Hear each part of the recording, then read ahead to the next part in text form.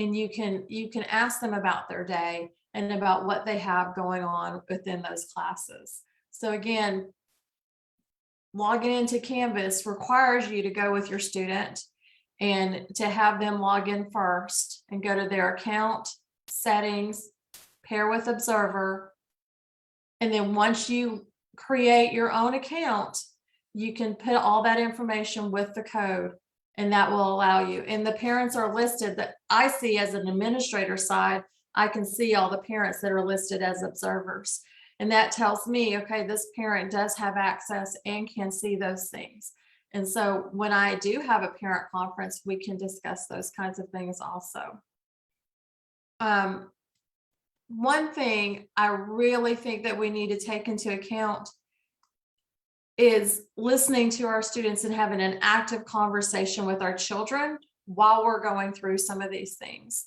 The other thing that is accessible to parents is Infinite Campus. Over here by families and students at the top at the Muscogee County webpage. Is this moving for you all okay? Okay, good. An Infinite Campus parent portal right here. The instructions are actually laid out for you as a parent.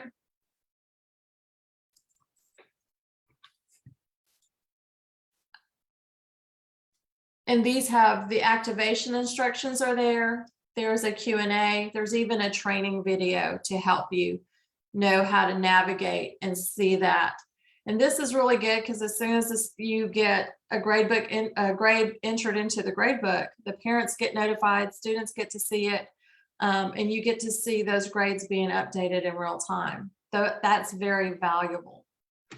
But while you're having these discussions, I think one of the things that we have to talk about and ask specific questions is not just how was your day or how was class, but how do you feel about the environment that you're in? Asking your children, do they feel engaged or included in the lesson? What kinds of lessons do they feel more engaged with or that they have more of an interest in? And then we always want to be asked, what do we need to help us? Well, let's ask our children, what would they need to be successful? They know what they're lacking sometimes.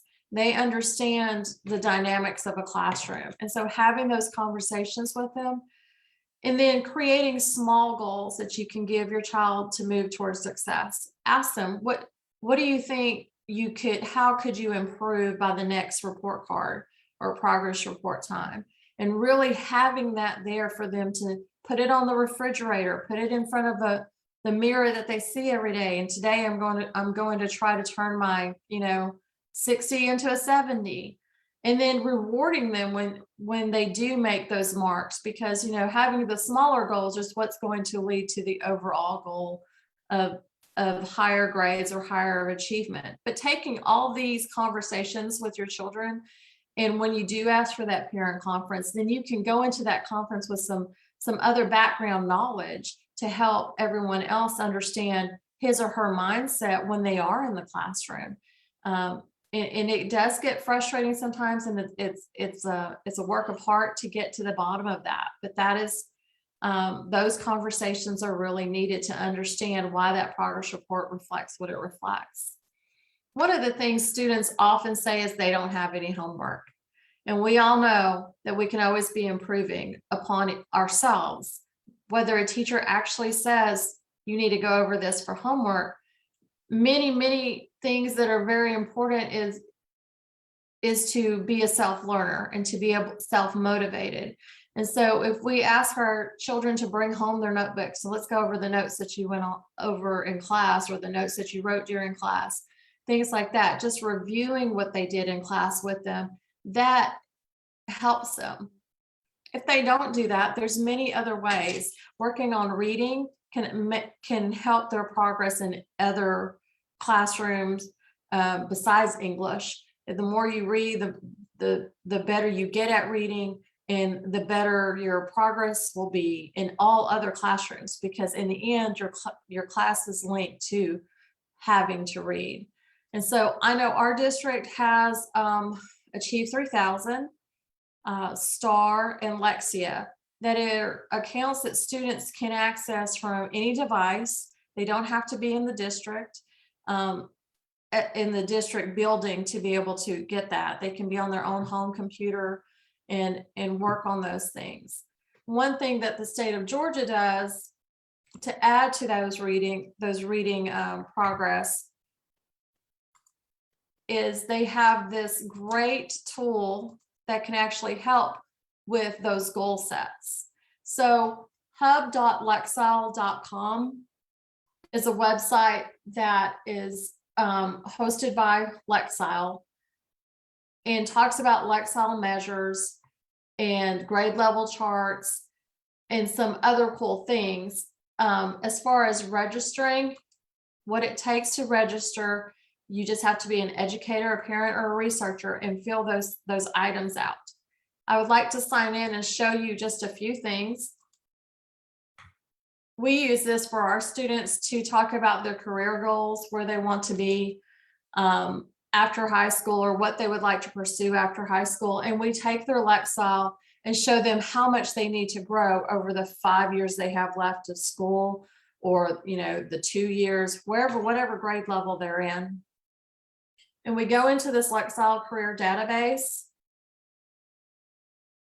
and we look up whatever their career choice may be, if business management, and there's many to choose from, chief executives, I'm just going to say that for right now.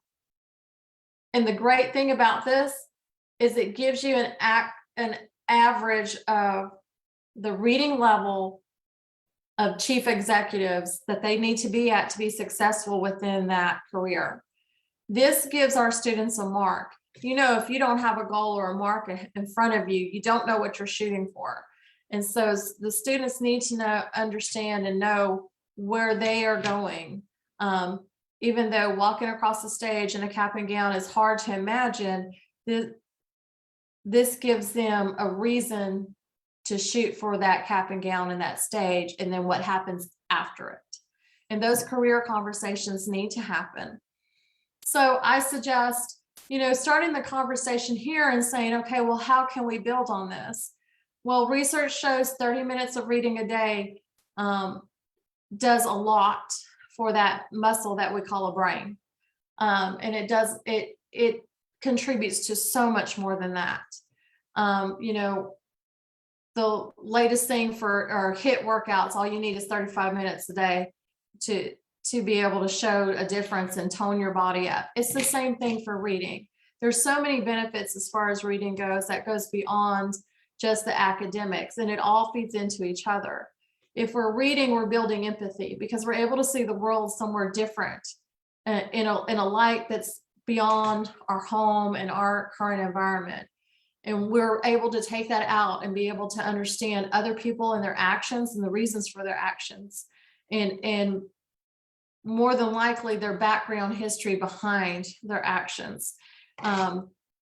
30 minutes of reading a day has been proven by research to be a stress reliever. It's the same as yoga, going for a walk, meditating. And then when you're working your mind, you kind of sleep better at night, just like having a really good workout or a really good ball game or a day at the pool, swimming. You do sleep better. And when you sleep better, you're growing your brain.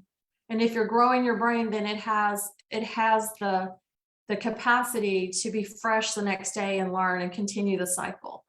And so we're asking for 30 minutes a day. Currently, teenagers are spending on average, and probably far more than this in the latest research, 7 hours and 22 minutes a day watching a screen. They're spending about 12 minutes reading print in a book. And so that's a vast difference right now. We need to take the screens and put them away and use them for rewards for the progress that they are making, because we know that students like that. But you're going to find the more that you integrate reading, the less that screen is going to be a priority for them. The other thing within this Lexile Hub is math. I know I spent a lot of time on reading, and English is my background, if you can't tell. So that is one thing, but I really would like to see some things where we can dive into Lexile.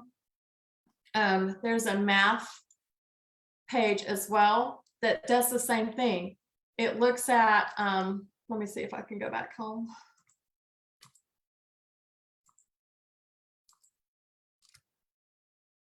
Yes, quantile tools.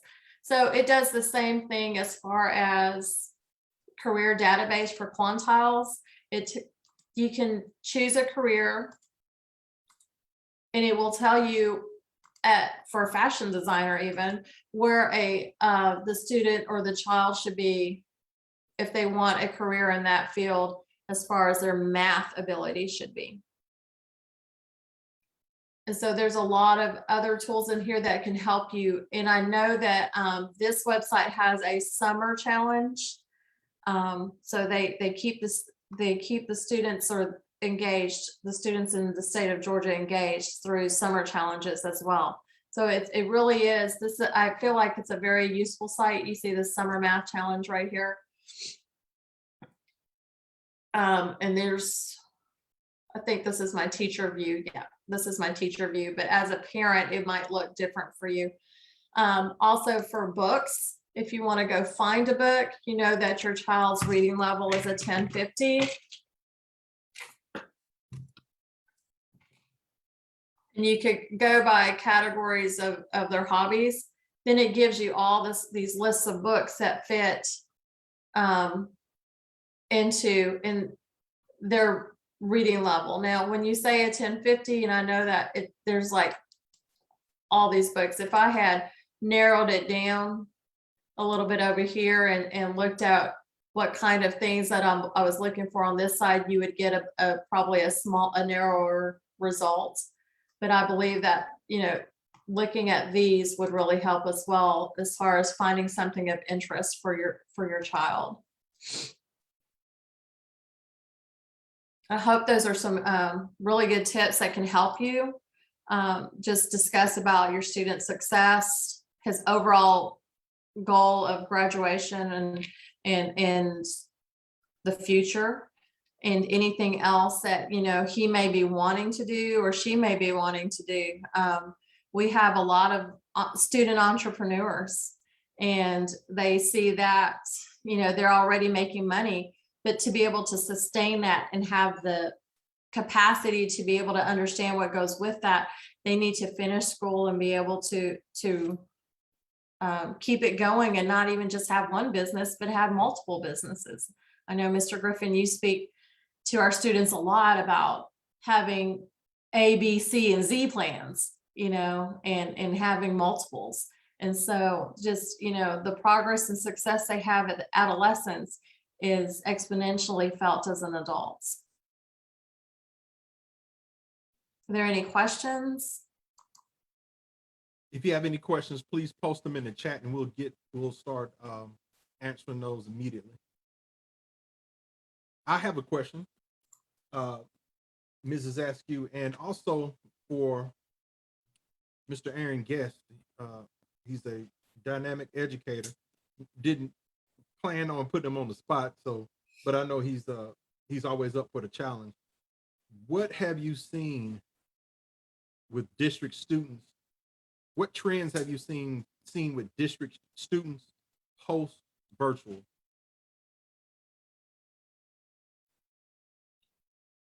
Do you want me to go first? Sure.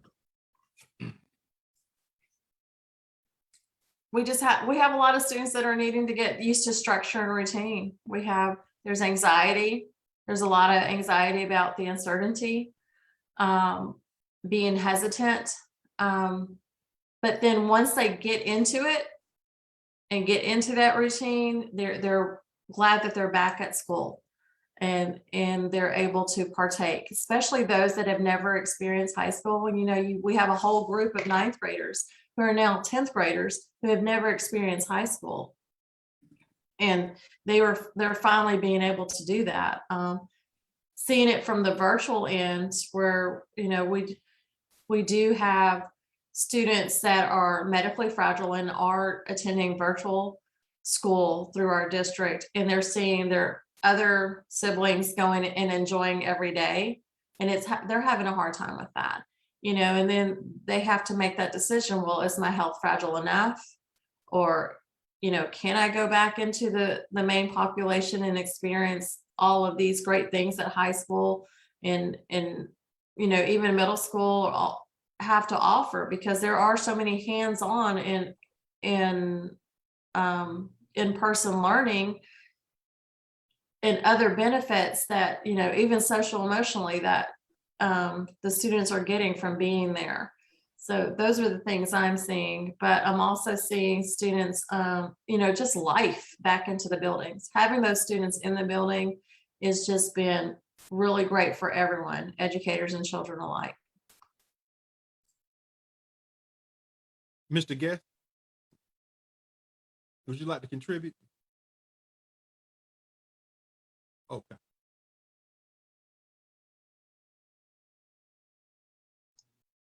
Hey, good evening. Well, I could Hello. I think the chat is disabled too. Okay. So you may want to take a look at that. But I definitely agree with Miss Askew on everything that she said. One of the things about instruction that has kind of changed since the pandemic, we still have several students who are quarantined. So what I've experienced is the lines between homework are kind of blurred right now, because at any given time you could have up to 5 students who are absent from the classroom. So that's one of the biggest challenges, or I guess things that have come on from the pandemic. So those lines have blurred a little bit. So what we consider class work and homework have changed a little bit, and it's a challenge keeping keeping the entire class on the same standard or the same topic or unit, because some students are going to be gone for about 7. I'm not sure how long the quarantines are now, but at any given time we're missing about 5 students per class, and that's due to COVID quarantining. But even outside of that, we have students who are absent. So I guess for me, the biggest thing would be, I guess, instruction in the lines between homework and classwork, and basically keeping the entire class together on a unit. So, like I think Ms. Askew mentioned before, that self-learning. So our students have to learn, the pandemic is kind of forcing everyone to be self-learners and self-motivated, because keeping the class together is not the same as it was before the pandemic. Thank you so much. Hello, Mrs. Griffin. I want to ask you a question regarding what trends have you seen in schools with our students, of course, post virtual. Well, I'm at an elementary school, and we have quite a bit of students who were virtual all last year. And that's posed a challenge because we are having to reacclimate them to being in a school setting, in a classroom environment. They spent, all last year or a portion of last year at home with their siblings. And, like and again, remember, I'm in elementary school. So, they're used to sibling rivalry and, bickering with their siblings. And so that's become the norm that they bring over into the school environment. And it's just constant. It's like, we don't remember how to socialize appropriately with our peers without everything being, an argument, even the silliest little things. So I think just reacclimating to a school environment with a set of, structures and routines and, certain rules they have to follow. Okay. Well, thank you very much. Mrs. Askew, let me ask you a question regarding Lexile. I saw that you showed, you can look up books based on Lexile. Uh, Later in the year, we're going to have a big push on culturally relevant or responsive pedagogy. Could you talk to us about a culturally responsive pedagogy and also how it relates to Lexile? Cultural responsive pedagogy is the basis of teaching students with their cultural backgrounds in mind, not necessarily saying, because a student is a certain religion or race, but keeping all those factors in mind. The things that happen within my household are completely different than my classmates' experience growing up. And finding material and literature where I see myself in the literature, meaning the main characters are probably going through the same things that I'm going through, or look a lot like me, or are even experiencing a lot of the things that my ancestors have experienced. I can relate more to that than I can a book by a British author. But not to say a British author is bad, but to say that we're being respectful of everyone who's occupying a seat within your classroom and giving them something that they can relate to and connect to. Because in reading, we talk about text to text connections where you can relate to something you've read to something else you've read. Text to world connections where you can relate what you're reading to what's happening in the world or what has happened in the world. And then we talk about text to self connections where you can relate what you're reading to something that's happening within your life or that you've actually seen happen and experienced. And students cannot do that if they cannot see themselves in the literature. It's harder for them to do that. But when they do see themselves in the literature, it's on. They turn it on and they want to read more and they want to be engaged more and they seek out authors just like that one. I love that we do have the digital world where you can look up one book on Amazon and then at the bottom there's like 10 other books. If you like this author, you're going to like these. And then I go down a rabbit hole and find many, many other titles that are that I can be engaged in. And it's the same for our students. We have seen non-readers become great readers, and they are the motivation for not having discipline issues is because, we get to a point where we say, okay, I'm not going to let you take a book home if you act up and miss so-and-so's class again, and then the next thing you know, the reading scores are up and discipline is lower because their mind is engaged. And we have students that say, sometimes I just get lost in my thoughts and I don't have a book to read, and like I said, it's a great escape, but it's also great for understanding and not only understanding the culture within your home, but those around you. Thank you so much. That's an excellent narrative on that concept. And we do that too. Actually, we did that at Spencer High School. We had the John Henry Clark Africana Library years ago. We had we had probably $40,000 worth of books that many you can't get anymore. So we've been doing that. It's a pleasure that we're also doing that where I currently reside now. Okay, so today, Accent Leadership, we really do a lot of focus and work with school districts and schools. Today, these were some very practical interventions to support our children. They're important. I have a 14-year-old freshman right now, and he had initially had some issues with just re-engaging and getting the swing of things. So many of our parents think it's just our kid. No, a lot of kids are going through this, and so we also have to figure out ways that we can really support these kids progressively. Next, I want to talk to you about again, Ms. Askew. Thank you very much. I'm going to share my screen now and talk to you guys very briefly on a concept called attendance. Okay, attendance is of manifest importance. And I want you, can you see the chart right here? Can we see the chart? Is it shared yet? Okay, Yes, it's there. Okay. All right, I want you to look at this right here. And many times we kind of think that, I can bring my child, we can miss a day, we can take off and the like. That's not really true. I want you to look at this chart right here. 1 or 2 days a week doesn't mean a lot, but it does. So let's say if your child misses 1 day every 2 weeks, that equals 20 days per year, which is 4 weeks per year. But over the lifetime, let's say 13 years K through 12, you're looking at almost a year and a half of instruction loss. So these issues do add up. So we have to make sure, and I know COVID has been a tremendous issue in schools and just in people in general. It's a pandemic.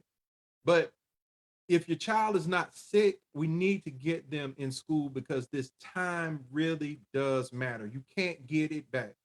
So if you go all the way down here 3 weeks, go all the way over to, a lifetime of schooling, three days per week, you're talking about 8 years of lost instruction. And the danger with that is that you're not competing with that child next to you in many courses, or sometimes you're not competing with a child next to you with going to college. You may be competing globally with students from all across the world who are very hungry to take that spot in college. So, and then also, if once you get to college or trade school, whatever your desires may be, you may not be ready because you miss, potentially years of instruction. Now, sometimes things do happen, excuse me. Sometimes things do happen, but let's look down here when we start talking about the number of minutes. Let's just say, it's not going to matter if I get my child late to school. It's the same concept. Let's say your child is 10 minutes late per day. If you go over, that's 50 minutes a week. That's nearly 1.5 weeks per year, but that's a half a year in the lifetime of a child in K-12 education. And again, if you go down all the way down to the bottom, you're talking about an hour. That's 2 hours, 2.5 hours of just instruction lost that your child will never get back. And so what we want to do is, again, these are some practical issues that we brought to the table today, but we also have to be mindful and protect our kids ourselves. So we've given you some I think some very qualitative and beneficial knowledge that, we can use as parents, we can use as educators as well to support our kids. And so it's very, very important that in the household, we don't hurt that. Okay. And so again, we can understand Excel, our kids can read, but that time is important. And so those are just some practical matters and some I think some interventions that we can support our kids post progress report. Because as you know, coming soon, the report cards will be here. And so then we need to have a plan for that. Did your kid do well? If they did not do well, how can we improve those grades? We have students that are student athletes. It's called student athletes. It's not called athlete students. So these things matter. And so they matter also in competing globally. So we want our kids to have the best school experience. Our job, I think, as a company is to make sure that schools and school districts are supportive of your child. So it's a two-way street, but we need to make sure as parents, and like I said, I'm a parent myself. We need to make sure as parents, we're doing the best things for our kids all the time. Are there any questions in the chat? Can you can you share your screen with that chart again? I really like that. I want to take a picture of that. That is so important. And I think parents don't realize it, especially like for us. Again, I'm in elementary school. We have the tardy is an issue, and we explain to parents all the time, even our youngest kids, our pre-Kers and kindergarten students, where school is, not mandatory, but it is still a very critical part of, their education, that early learning. Missing 10 minutes in a day, they've missed so much in 10 minutes because we are bell to bell. And, I just we do struggle with trying to relay how important that is to parents. Yes, ma'am. I put it up in, I shared it again. No need to take a picture. Just put your email in the chat and we'll send it to you today. I wanted to add to that if I could. Yes, ma'am. Go ahead. So saying that from the elementary end, so then the routines and rituals get set and students are used to missing school or used to coming in late. And then by the time they get to high school, students do not understand that they can have an 85 in the class at the end of the school year, but that attendance matters. And if they miss over 21 days of school, they can have an LC on their transcript, which is called loss of credit. And they have to take that course over again. It's not absent for the day, it's absent per course. So if you miss 21 days of biology, which is first period, and you're there for the rest of the day, you're repeating biology. You know, and a lot of students and families don't understand that, you know, and they get into those routines in the younger years. And so as much as we can prevent and keep these things on this chart in mind and be proactive about supporting the child's success, the better off all of us will be. Absolutely. Absolutely. Thank you guys so much. We have our panelists today and pseudo panelists. We kind of conscripted Mr. Aaron Guest today, but does anyone have any other questions? If you do, please post them in the chat and we'll try to answer them right now.